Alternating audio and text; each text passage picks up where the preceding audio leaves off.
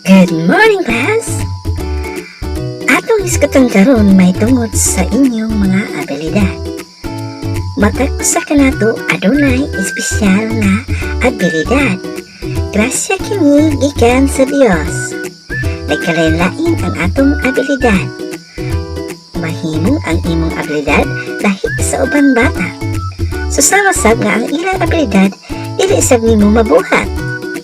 Unsa may mga klase sa abilidad nga imong nahibala? Kahibalo ba ka nga mukanta? Musayaw? Muarte? Mumagic? Mudiskurso? Pipila lamang ka na sa mga abilidad nga inyo nahibalaan. Kung aduna ka may abilidad nga sama niini, kinahanglan nga imo ka nang mapalambo. O kining abilidad, imo kini magamit hangtod sa imong pagdako. Makadugang kini sa imong kaugalingong kailhanan. Tanawa ang mga retrato. Ilang gipakita ang ilang espesyal nga abilidad sama sa pagkanta, pagunit sa gitara, abilidad sa paglangoy, abilidad sa pagdula og basketball, abilidad sa pagdrawing, ug uban pa. Ikaw, unsa may imong espesyal nga abilidad? Palambuan ka na ug ipakita ka na sa uban. Pila man ka abilidad ang imong nahibaluan? Ug asa man niana ang imong pirming gibuhat? Matag usa ka nato adunay lain-laing mga abilidad nga mahimo. Apan adunay abilidad nga pirmi natong buhaton. Pananglitan, kahibalo ka mo drawing, kahibalo ka mo kanta. Pero ang pirmi nimong buhaton mao ang imong abilidad sa pagsayaw. Hilig kay ka mo sayaw ilabi na og adunay tukar nga disco.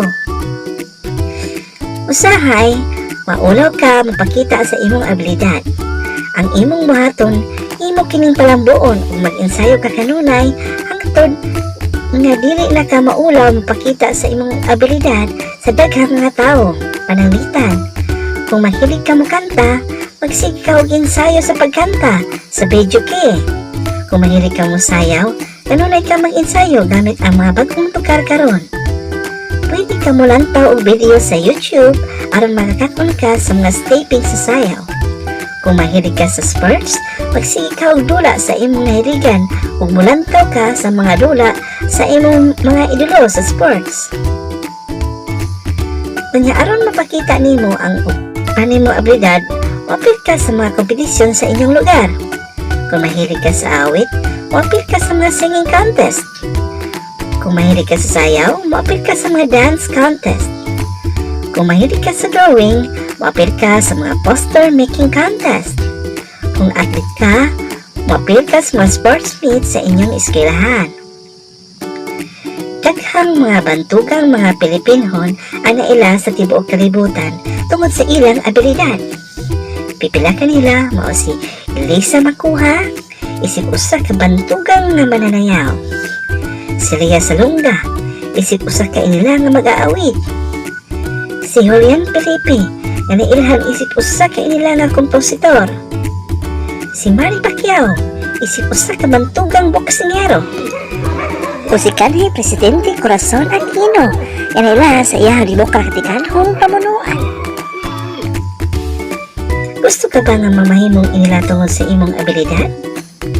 Palambuha og ampingi aron una kay pagsalig sa imong kaugalingon. Ato kining gamiton dili lamang para sa atong kaugalingon, apan alang usab sa kabulahanan ug ikahimuot sa ubang tawo. Adto na pud kita sa sunod nga pagtulun-an mao ang gisangon nga buluhaton mahimo kung buhaton. Adunay mga bulaton nga gisangon kada membro sa panimalay. Bisan sa bata na parehas nimo. Hasta usab sa eskwelahan, adunay gisangon sa aton nga mga buluhaton. Usa ka katungdanan nga angay nimong buhaton aron ikaw makatabang sa uban nga membro sa panimalay o kauban sa eskwelahan. Ang pagboluntaryo may usa ka hiyas nga kinahanglan matuman ug mahuptan. Ang pagboluntaryo nagpasabot nga dili na angay pangaingnon nga buhatan na. Voluntaryo ka nga mabuhat niini bisan wala pay mosugo nimo. Mauna ang usa ka batang buutan. Unsa man Kasagaran ang imong mga bulaton sa pinimalay ug sa eskwelahan. Kasagaran mao kini magpakaon sa binuhing hayop sama sa baboy, manok, iro, iring, baka, kalabaw ug uban pa. Maghugas sa mga plato ug kutsara human og kaon. Manghipos sa gihigdaan, maglabay og basura.